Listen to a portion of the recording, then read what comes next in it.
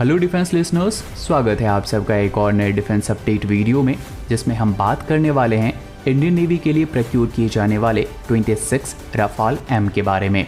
हाल ही में यानी कि 10 जुलाई को एमओडी की तरफ से इंडियन नेवी के लिए प्रोक्योर किए जाने वाले deck based fighter jet Rafale M के 26 यूनिट को प्रोक्योर करने को लेकर अप्रूवल दे दिया गया है। और 13 जुलाई यानी कि आज जब पीएम सर फ्रांस की विजिट पर होंगे, तब इस विजिट के दौरान इस डील को लेकर अनाउंसमेंट हो सकती है।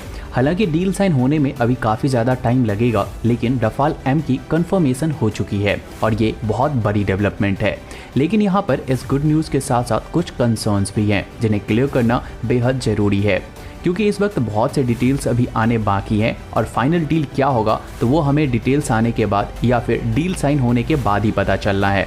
तो इस वक्त इंडियन नेवी के पास 2 एयरक्राफ्ट कैरियर हैं और हम सब जानते हैं कि MiG-29K से दोनों एयरक्राफ्ट कैरियर के एयर विंग्स कंप्लीट नहीं किए जा सकते।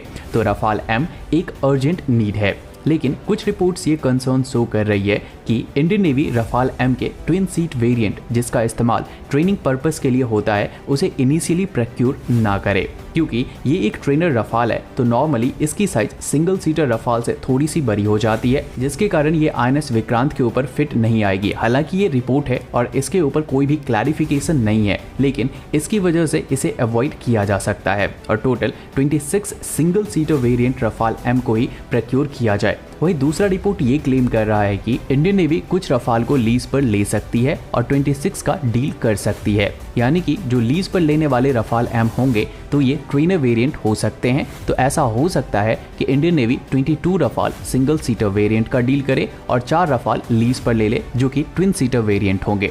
वहीं आउटसाइड द चांस ये है कि navy initially 26 single seater Rafale M का डील करे और ट्रेनिंग के लिए एयरफोर्स के पास मौजूद 7 ट्विन सीटर रफाल का यूज़ करे। लेकिन यहाँ पर परेशानी हो सकती है, क्योंकि दोनों ही अलग अलग कंडीशन में ऑपरेट किए जाने वाले फाइटर हैं। तो यहाँ पर देखना होगा कि कैसे नेवी के पायलट को एयरफोर्स के रफाल से ट्रेन किया जाता है।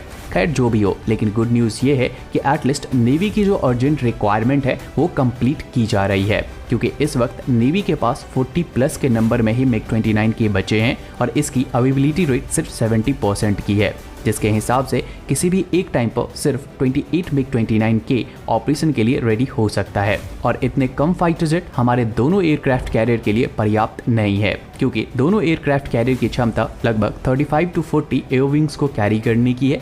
मतलब कि नेवी के पास at least 60 fixed wing fighter jet किसी भी एक टाइम पर ऑपरेशनल होने चाहिए, जो कि राफाल एम के आने के बाद भी पूरा नहीं होगा, लेकिन एक डिसेंट नंबर जरूर होगा। साथ ही राफाल एम के आने से इंडियन नेवी की जो air to air fighting capabilities हैं वो काफ़ी हद तक इंक्रीज हो जाएगी, क्योंकि अब हमारा मेन फोकस चाइना है। तो जरूरी भी था कि अब इंडियन नेवी के फिक्स्ड विंग एयरक्राफ्ट की फायर कैपेसिटी को बढ़ाया जाए। और राफाल एम जिस तरीके की फायर कैपेसिटी के साथ आती है, ये चाइनीज़ नेवी के फाइटर जेट को डोमिनेट कर सकती है। साथ ही VVR कैपेबिलिटीज़ में मेट्योर के आने से नेवी की एयर टू एयर कॉम्बैट की रेंज दोगुनी हो जाएगी। इस वक्त INS विक्रांत अपने फाइनल ट्रायल में है और इस साल के अंत तक इसे ऑपरेशनल कर दिया जाएगा, जिसके ऊपर जब तक राफाल एम नहीं आ जाता है तब तक MiG-29K, कामूव KA-31, MS-60R रोमियो और ध्रुव हेलीकॉप्टर के एयर विंग्स का यूज़ करते हुए इसे ऑपरेट किया जाना है।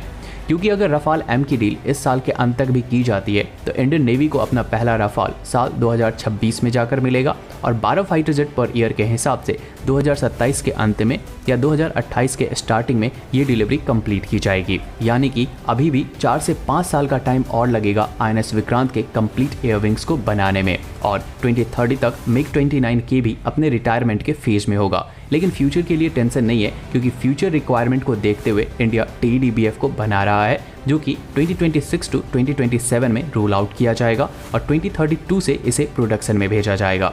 क्योंकि TDBF 2035 से ऑपरेट होगा, तो इसीलिए इसे अभी से ही फ्यूचर वॉरफेयर के हिसाब से रेडी किया जा रहा है। एक और इंटरेस्टिंग चीज़ ये है कि नेवी ने LCA नेवी की भी टेस्टिंग INS विक्रांत से कंप्लीट की है।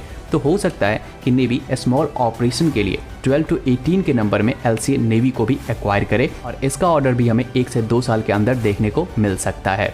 तो इस सब के ऊपर आप सबकी क्या राय है वो हमें कमेंट सेक्शन में ज़रूर बताएं। बाकी आज के इस वीडियो के लिए इतना ही। उम्मीद है आपको ये वीडियो इन्फॉर्मेटिव लगी होगी। अगर लगी हो तो वीडियो को लाइक करें, शेयर करें और चैनल पर नए हैं तो चैनल को सब्सक्राइब कर लें।